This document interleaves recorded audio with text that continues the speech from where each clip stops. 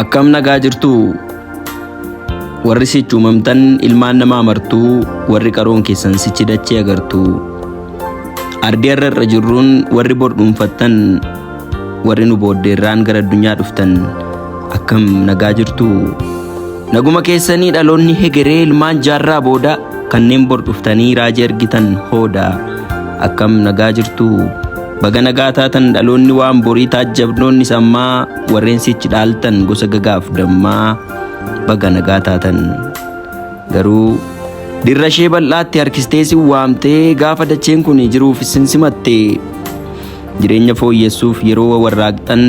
jiruu dandamachuuf wayita carraaqxan sababa keenyarraan dacheen golgolooftee simboo yoo gadhiiste humna mina keenyaan urjiinuma seentee falaachoo dhiiste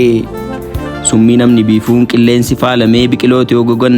lubbu qabeeyyii fi lubbu maleeyyii hundi beelaan yoo coollagan ruurni kun dallanee cabbii yoo furuurse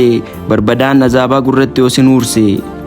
uumamni abidda tufee sinitti yoo ba'e beenyaa waaqnumaa sinin goone kun hundi bu'aa keenya kanaafuu uumamaan wal dhabdanii uumaan akka wal hin dhabne dachee irratti laboo baruuda irratti ramacii lammeessuu akka hin qabne nuti dhalli namaa diina uumama hundaa akka taane baraa rakkoo waaqseetanii uumaan komatiinaa adaraa adaraa silaa sirna koofii tolchuuf kan kaanii kan ubusummiif farri hamaa diinni uumama hundaa kan ofii jiraachuuf jiruu kaanii hambisu addunyaarraa namaa